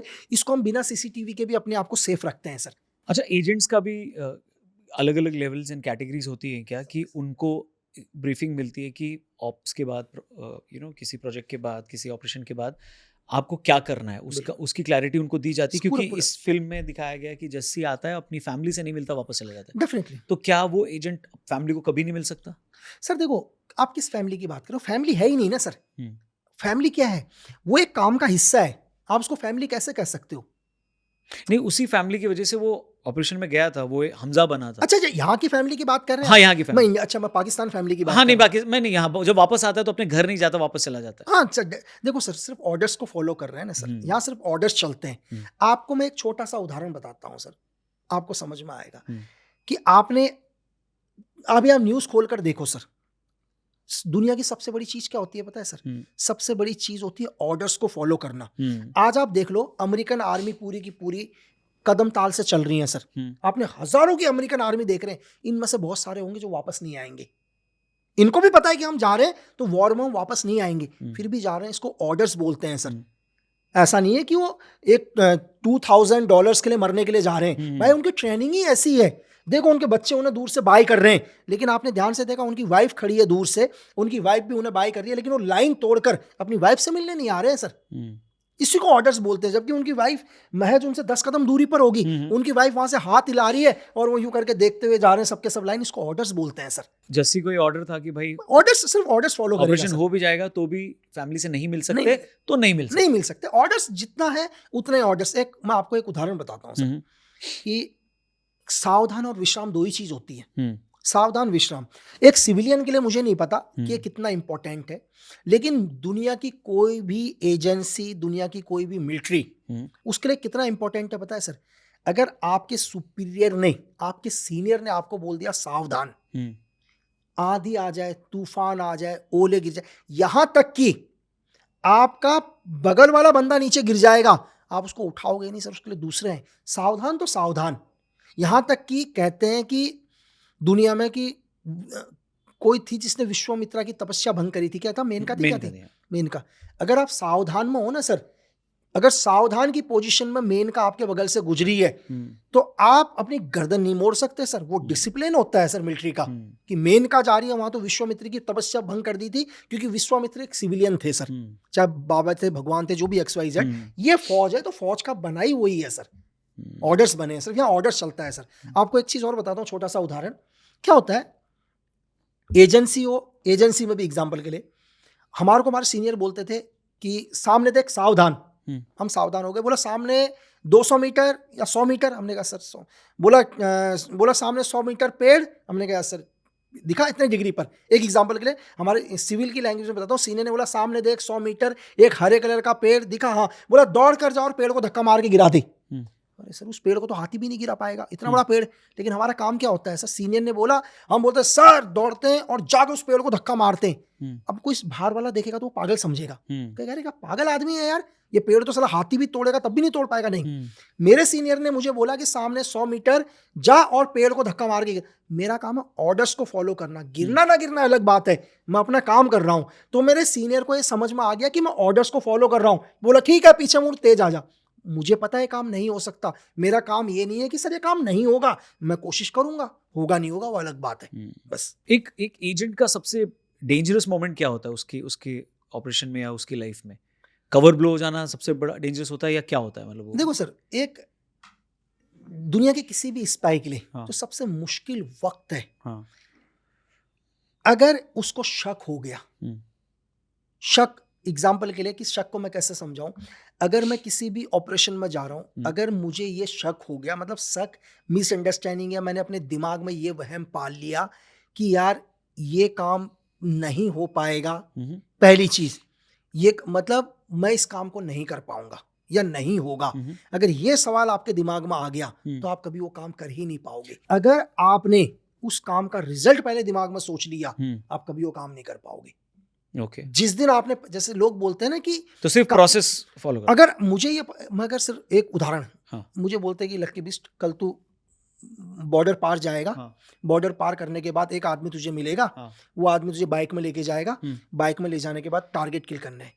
अब मैं सोच रहा हूँ कि ठीक यार, वो कहीं साला बाइक चला पाएगा, कहीं बाइक तेज नहीं चला पाएगा तो क्या होगा, मेरी बात समझ लो। और सपोज नेपाल में ही है। हाँ, कहीं भी हो, नेपाल हो, पाकिस्तान हो, हाँ। एग्जाम्पल के लिए, फिर मैं बोलूंगा यार अगर मैंने टारगेट को गोली मारी, एकदम से मुझे पाकिस्तान पाक रेंजर ने घेर लिया, तो मैं क्या करूंगा, फिर क्या होगा, अरे मुझे, अरे सर मैं तो पूरी कहानी यही तैयार कर रहा हूँ, क्या हो, मेरी बात समझ रहे हो। जीवन में अगर मैंने ये सोच लिया कि क्या मेरा काम है सिर्फ अपना काम करना, जिस दिन मैंने रिजल्ट सोचने लग गया कि क्या होगा, मैं काम ही नहीं कर, दुनिया का कोई आदमी नहीं कर पाएगा सर।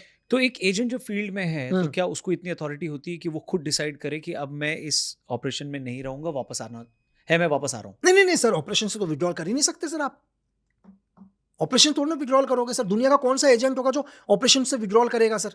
नहीं कर सकता। नहीं, अगर एक ही चीज, देखो दो चीज। एंड सेकंड पॉइंट, क्या वो इम्प्रोवाइज कर सकता है कि सर देखो तरीका क्या है, इम्प्रोवाइज यानी बॉस के ऑर्डर को डॉज कर रहा हो। सर फील्ड में तो वही है ना सर। हाँ। फील्ड में अच्छा बॉस ने ये बोल दिया, एग्जांपल के लिए बॉस, सर देखो मैप के ऊपर या ब्लॉक के ऊपर या सैंड मॉडल के ऊपर ऑपरेशन बहुत अलग होते हैं। ये सैंड मॉडल है हमारा, इसके ऊपर ऑपरेशन अलग होगा, ठीक है सर।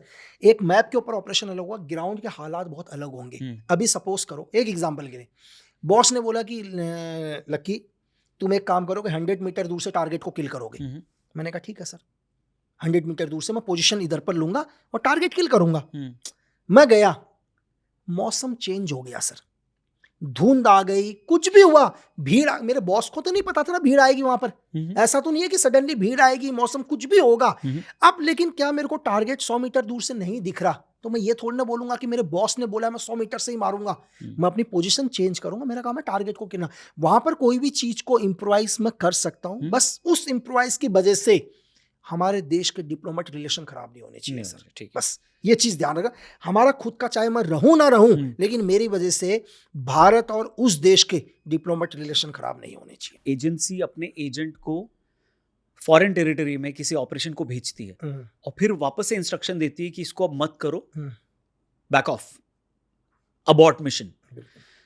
तो क्या उसको मिशन अबॉर्ट करना पड़ता है, ऑर्डर मानना पड़ता है, या वो उस अपने बॉस को डॉज करके उसका ऑर्डर ना फॉलो करके मिशन फिर भी कंटिन्यू कर सकता है? ये करता है ऐसा एजेंट? नहीं सर ऑर्डर्स होते हैं, ऑर्डर्स ही मानने पड़ेंगे आपको। छोटा सा हिसाब है, एक बार हमने सवाल पूछ लिया था, वो आखिरी सवाल था, उसके बाद मेरा कभी सवाल नहीं हुआ सर से।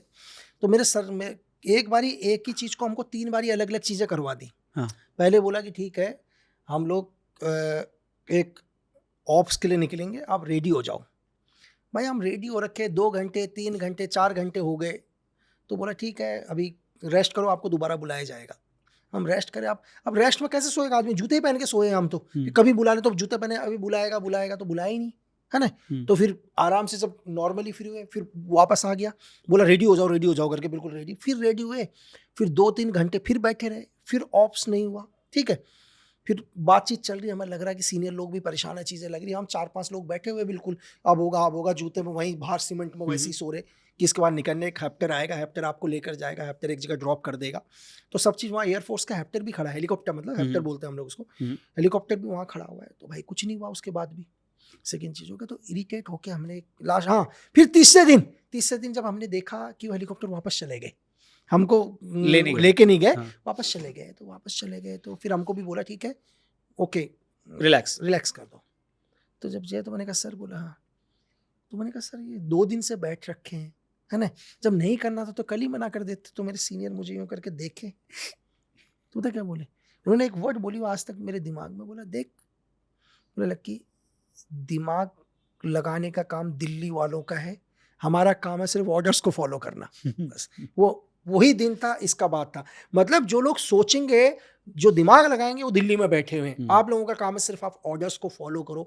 क्या सही है क्या गलत है नहीं पता, हमारे सीनियर ने बोला ये करना है तो करना है, बस बात खत्म। और लॉन्ग रन में ये काम आता है, हमेशा ही काम आएगा सर। एक तो इससे मेरे लिए सबसे अच्छी चीज़ सर, ज़्यादा दिमाग सर दर्द नहीं होगा। कई बार मुझे लगता है कि यार एक आदमी को शूट आउट करना है, मैं ज़्यादा ही सोचूंगा सर, मेरे तो सर में दर्द हो जाएगा बुरी तरीके से कि यार मैं इसको क्यों मार रहा हूँ, इसको मारने के बाद क्या होगा। अरे सीनियर का काम है ना सर, उन्होंने कुछ एनालाइज किया होगा, बस बात खत्म, अपना काम करो खत्म, मेरा काम मुझे करना है। तो कई बार ये चीज़ें सही भी हैं। सही भी है। बस एक सिचुएशन बताता हूँ, तेहरान करके एक वेब सीरीज है जहाँ पर एक मोसाद की एजेंट है, एक लड़की है, वो तेहरान में है, ईरान में है, और उसका मिशन यही है कि न्यूक्लियर पावर नहीं बनने देना है, ईरान की जो न्यूक्लियर फैसिलिटी है उसको मोसाद को बताना है, अटैक करना है, खत्म करना है।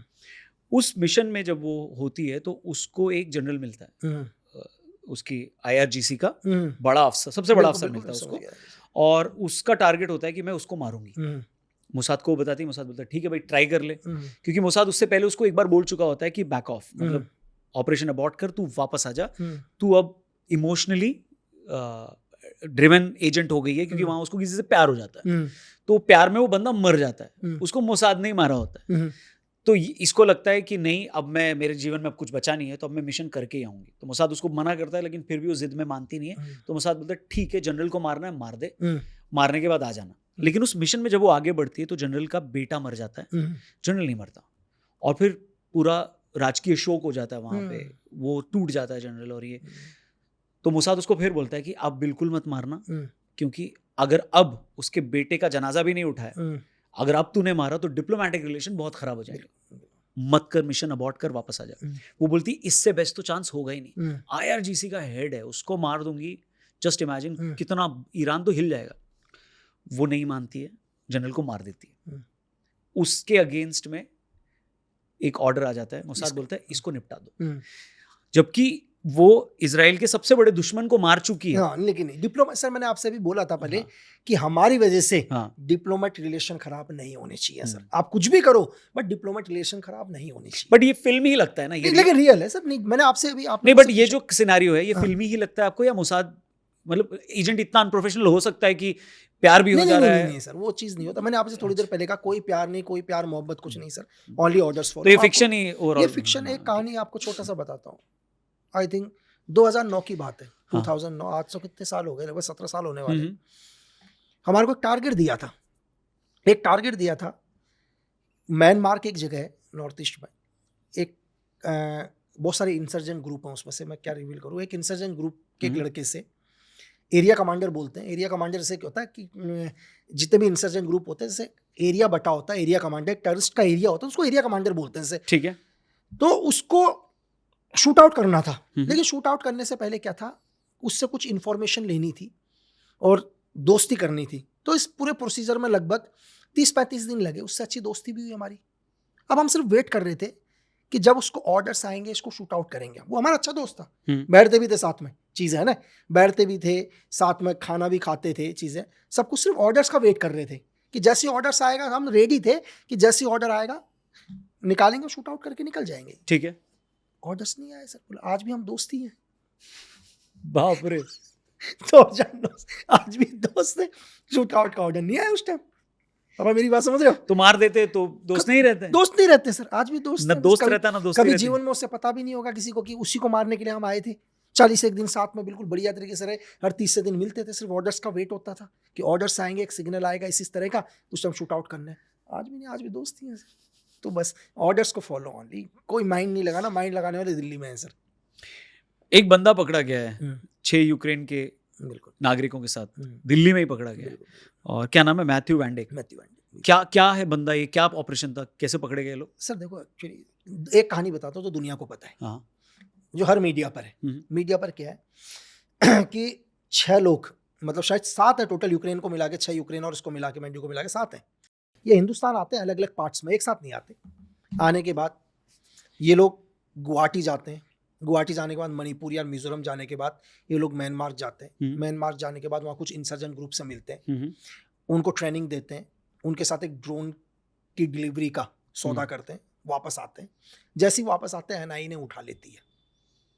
यही है कहानी सर, ठीक है, यही हाँ तो जी, है यही कहानी। है, मीडिया में तो यही है। चलो मीडिया में यही है, सब जगह हाँ। यही है। आज भी वो 7 के 7 लोग हमारे कस्टडी में है, कहानी का एक पार्ट ये, हाँ, जो सब मीडिया चैनलों में कहानी का दूसरा पार्ट। हाँ। ये कहीं है नहीं, लेकिन मैं बताने की कोशिश करता हूँ।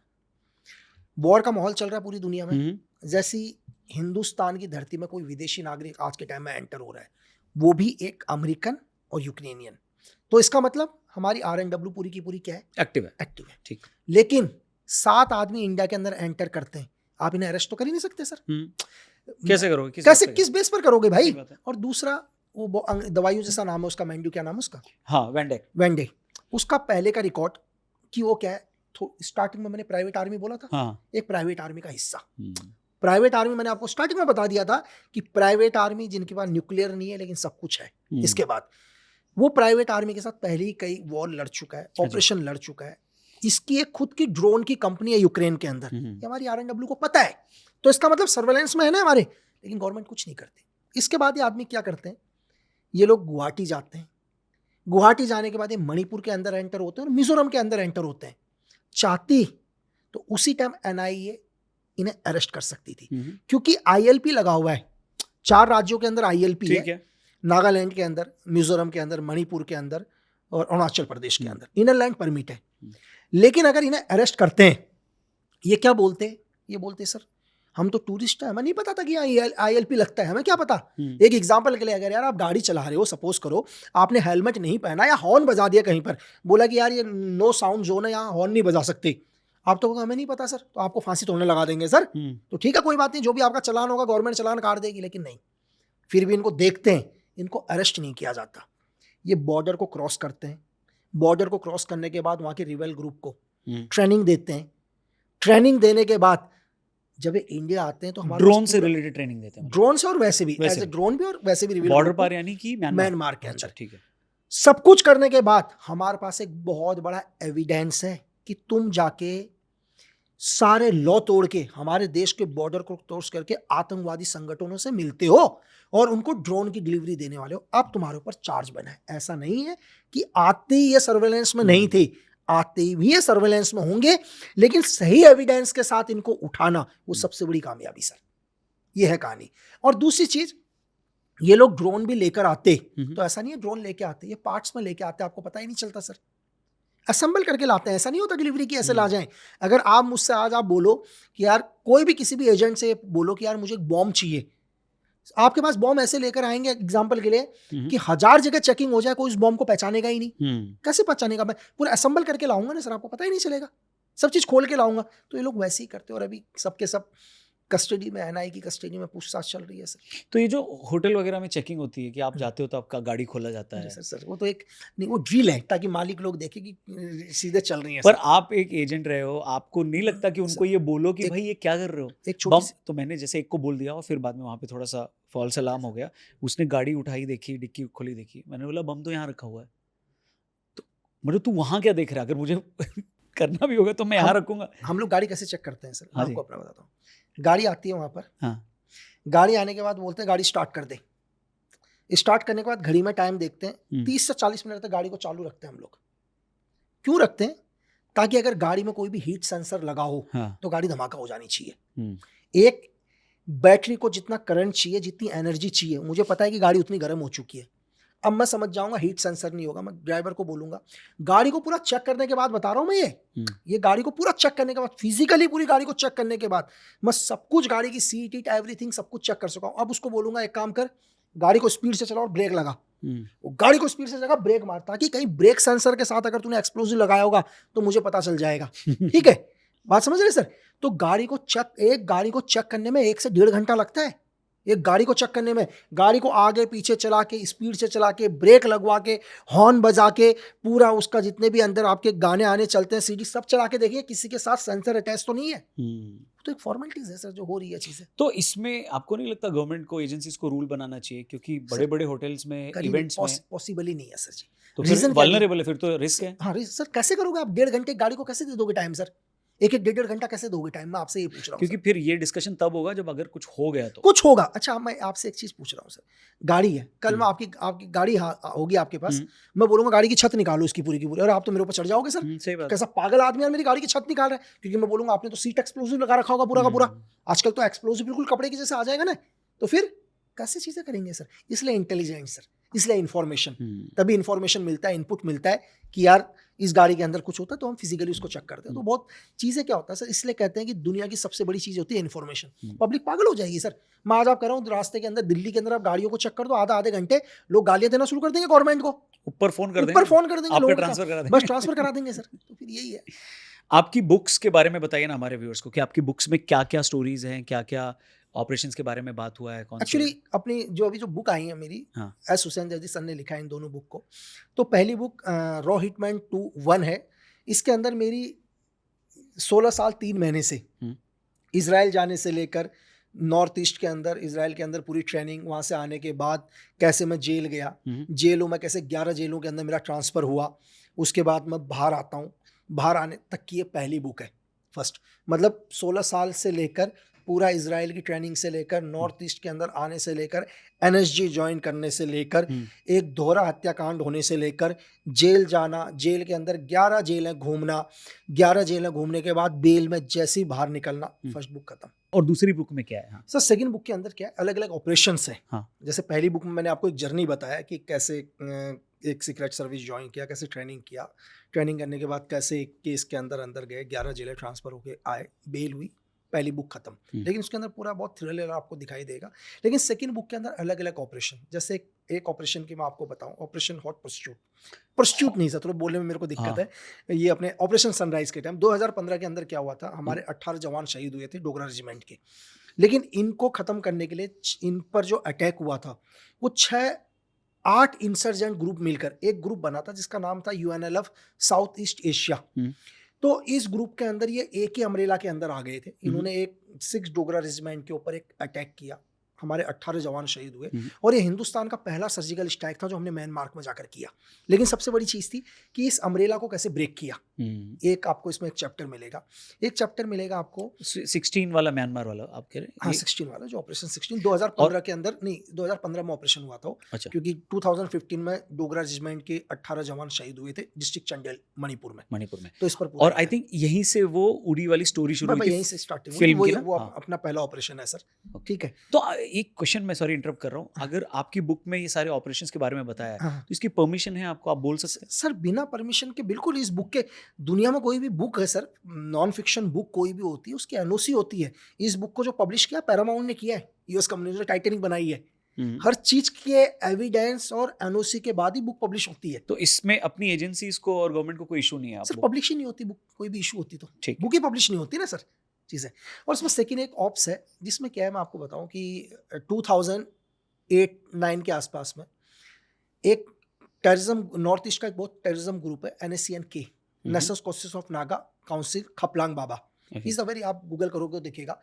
इन्होंने क्या किया था, सिकलाई रेजिमेंट के अंदर कैरम खेल रहे होते 4 सोल्जरों को शूट आउट कर दिया था। लेकिन दिल्ली से परमिशन ही नहीं मिली थी इनके ब्रिगेड कमांडर को मारने की। क्यों नहीं मिली भाई? एविडेंस बोला, एविडेंस था लेकिन फिर भी, और उस टाइम परमिशन नहीं, बोला ब्रिगेड कमांडर को टच नहीं करोगे। मतलब ब्रिगेड कमांडर आर्मी वाला नहीं, आतंकवादियों के भी अपने ब्रिगेड कमांडर होते हैं, उनकी भी रैंक होती है। तो मिलिटेंट ग्रुप था ना बेसिकली? मिलिटेंट ग्रुप था। हाँ। लेकिन वो जो था वो सीज फायर के तहत रह रहा था, उसने सीज फायर किया था। लेकिन उसने ही क्या किया था, ये अटैक करवाया था। लेकिन यहाँ पर फिर भी हमने एक ऑपरेशन किया। अब लेकिन एक ही इस ऑपरेशन का एक ही काम था कि चलो दिल्ली गवर्नमेंट परमिशन नहीं दे रही है, लेकिन हम इसे मारेंगे, हिंदुस्तान के बाहर ले जाके मारेंगे। और आपको पता है इस ऑपरेशन में मुसाद की एक एजेंट भी आई, कैसे इस ब्रिगेड कमांडर को हम हिंदुस्तान की धरती से बाहर लेके गए और शूट आउट किया सर। एक ये चैप्टर है, उसमें पूरा बताया कि पूरा कैसे A to Z कैसे इसको लेकर गए। एक इसमें आप एक और चैप्टर देखेंगे कि एक हमारे को एक इंफॉर्मेशन मिलती है कि एक मिलिटेंट ग्रुप है। ये मिलिटेंट ग्रुप बहुत डेंजर है, लेकिन जो इसका एरिया कमांडर है उसकी एक गर्लफ्रेंड है जो अपनी गर्लफ्रेंड की बात बहुत मानता है। अब इसमें एक ही काम था, उसकी गर्लफ्रेंड से दोस्ती करना, उसकी गर्लफ्रेंड का ब्रेन वॉश करना, कैसे भी ब्रेन वॉश करने के बाद उसको पूरा अपने कंट्रोल में लेके उसके बॉयफ्रेंड से सरेंडर करवाना। ठीक है, तो सब कुछ सही था, कहानी के हिसाब से सब कुछ सही चल रहा था। लेकिन कहानी में ट्विस्ट कब आया, जब हमारी सारी इन्फॉर्मेशन मिलिटेंट को पता चल गई, उन्होंने उस लड़की को शूट आउट कर दिया सर। तो ये भी एक पूरा चैप्टर, लेकिन फिर भी उस लड़के ने सरेंडर किया और कई टाइम तक एजेंसी के लिए काम किया, एजेंसी के साथ मिलकर काम किया। तो इसमें एक चैप्टर ये भी है।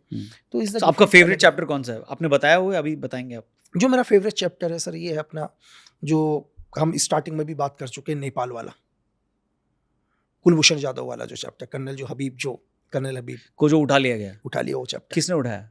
अब वो बुक में पढ़ना पड़ेगा, वो बुक में पढ़ना पड़ेगा कि किसने उठाया। और ये हो गई बुक की प्रमोशन भी। बिल्कुल।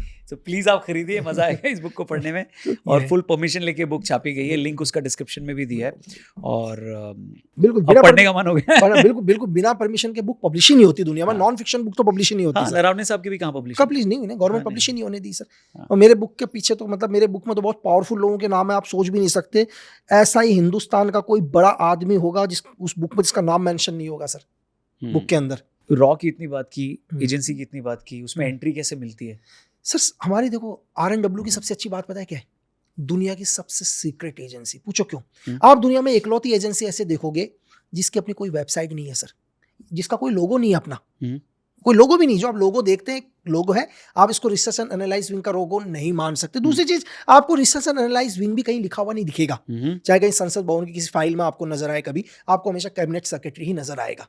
तो RNW के अंदर दुनिया की, चाहे आपको CIA के अंदर एंटर करना हो, आपको MI6 के अंदर एंटर करना हो, आपको दुनिया की किसी भी एजेंसी के अंदर आप एंटर कर सकते हैं, उनकी अवेलेबल है। लेकिन इस एजेंसी में एंटर करने के लिए आपको एजेंसी खुद लेगी सर। सबसे पहली चीज, आप डायरेक्ट एंटर नहीं कर सकते। लेकिन इसके बाद अगर आप कोई भी, जैसे कोई एज ऑफिसर्स रैंक में आना चाहें, आप UPSC वगैरह का एग्जाम दे सकते हैं।